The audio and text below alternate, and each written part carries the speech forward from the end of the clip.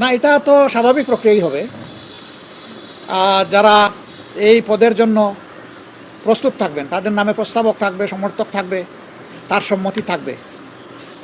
যদি একাধিক ক্যান্ডিডেট হন তাহলে সংসদে বিষয়টা এসে ভোটাভুটির মাধ্যমে তখন যিনি সংখ্যাগরিষ্ঠ ভোট পাবেন তিনি প্রেসিডেন্ট হবেন। এটাই তার পদ্ধতি।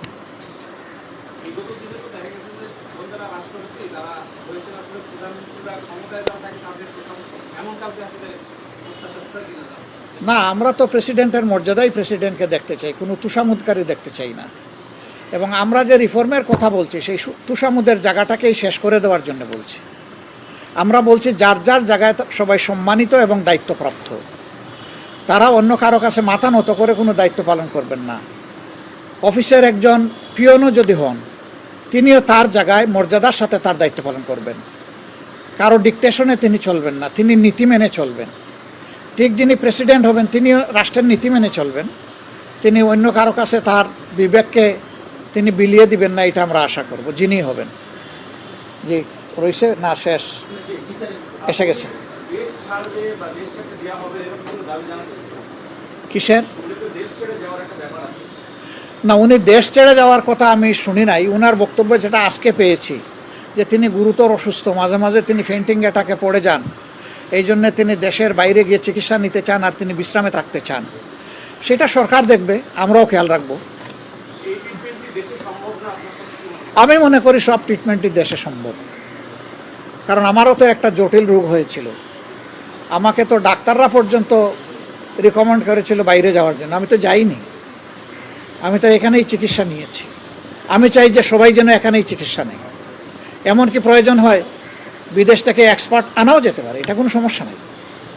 এক্সপার্ট এনেও এখানে চিকিৎসা হতে পারে।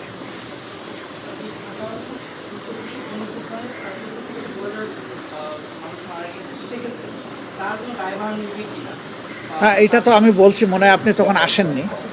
তার দায়ভার আছে, তিনি দায়ভার অস্বীকার করতে পারেন না। তিনি গার্জিয়ান হিসেবে ব্যর্থ, তিনি তার দায়িত্ব পালন করেননি। এই গণহত্যার বিরুদ্ধে তিনি একটা শব্দ উচ্চারণ করেননি যে এটা থামাও, এটা অবাণিজ্য, জনগণের উপর এটা জুলুম, এই ধরনের কোনো কথা আমরা তার মুখ থেকে শুনিনি। নীরবে তিনি সমর্থন দিয়েছেন। তা সবাইকে ধন্যবাদ।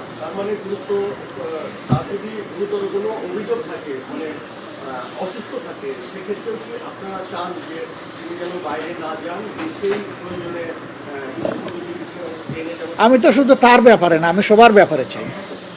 এখানে প্রেসিডেন্ট, প্রধানমন্ত্রী যারাই আছেন, আমি চাই যে এই ব্যবস্থাটা দেশেই হোক। আপনি দেশেই নেন, আপনি সিলেক্টেড পিপুল বাইরে চলে যাবেন, তাহলে দেশের স্বাস্থ্য ব্যবস্থা উন্নত হবে কিভাবে? দেশের যারা চিকিৎসক তারা আস্থায় ফিরে আসবে কিভাবে? তারা তাদের কর্তব্য বুঝবে কিভাবে? এই সব কিছুর জন্য আমাদের সকলেরই দেশের ভিতরে চিকিৎসা নেওয়া উচিত।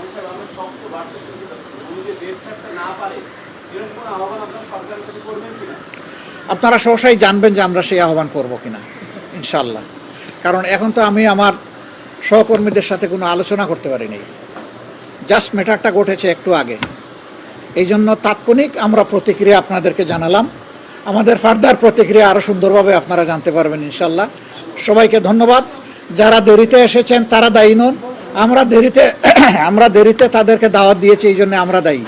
আগামীতে আমরা আরও আগে দাওয়াত দেওয়ার চেষ্টা করবো ইনশাল্লাহ। আল্লাহ হাফিজ, আসসালামু আলাইকুম রহমতুল্লাহ। একটু বলছেন সবাই, একটু